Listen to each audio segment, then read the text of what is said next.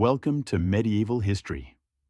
Today, we're tackling one of the longest and most complex conflicts in European history, the 100 Years' War. This was not a single continuous war, but a series of conflicts that spanned over a century, from 1337 to 1453. It was a fight for power, land, and the very soul of two nations. So, why did it all start? The main reason was a tangled mess of feudal law. When the French king, Charles IV, died without a male heir in 1328, the throne was claimed by his cousin, Philip VI. However, the English king, Edward III, also had a claim, a stronger one in his eyes, through his mother, who was Charles IV's sister. The French didn't allow women to inherit the throne, so they rejected Edward's claim. Edward initially accepted this, but the rivalry between the two nations was heating up over other issues, particularly control of the wealthy region of Flanders and the French support for Scotland against England.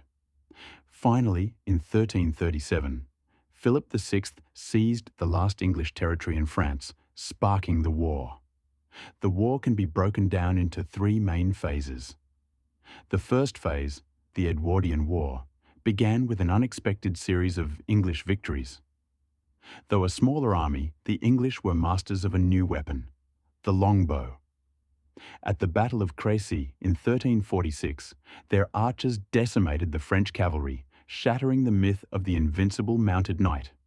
A decade later, at the Battle of Poitiers, the English captured the French king, John II, for a massive ransom. These victories forced a peace treaty, but it wouldn't last. The second phase, the Caroline War, saw the French recover lost ground. Under King Charles V, they avoided open battles and focused on a strategy of attrition, using small skirmishes to wear down the English forces. The English holdings in France shrunk dramatically, and it seemed the war might be over. But then, both sides were hit by a crisis: the Black Death and internal political strife. Both England and France faced massive peasant uprisings and dynastic turmoil, which led to a fragile truce. The final and most famous phase was the Lancastrian War, which began in 1415 when the English King Henry V invaded France.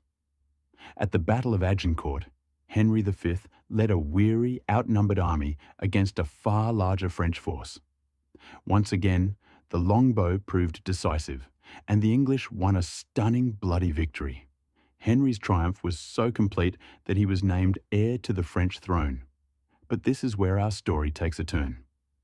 Just as England was about to achieve total victory, a young peasant girl named Joan of Arc appeared. Believing she was divinely inspired, Joan convinced the uncrowned French Dauphin, Charles VII, to let her lead his army. She raised the siege of Orléans and turned the tide of the war.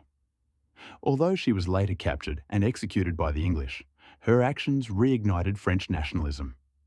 With a renewed sense of purpose, the French, led by Charles VII, systematically drove the English out of France. The war finally ended in 1453 with the Battle of Castillon. This was the first battle in European history decided by gunpowder and cannon, a symbolic end to the age of the longbow and the mounted knight. The English were decisively defeated and lost all their continental territories except for the port of Calais. So, what was the legacy of this century-long conflict? It didn't just determine the borders of two nations, it forged their national identities. England turned its focus away from the continent, setting the stage for its naval future. France, meanwhile, emerged as a unified kingdom, stronger and more centralized than ever before. The 100 Years' War was a brutal and transformative chapter in history, marking the end of one era and the beginning of another. If you enjoyed this video, please hit that like button and subscribe to Medieval History for more content every week. Let us know in the comments below. What's your favorite part of medieval history? Or what topic would you like us to cover next? Thanks for watching, and we'll see you in the next video.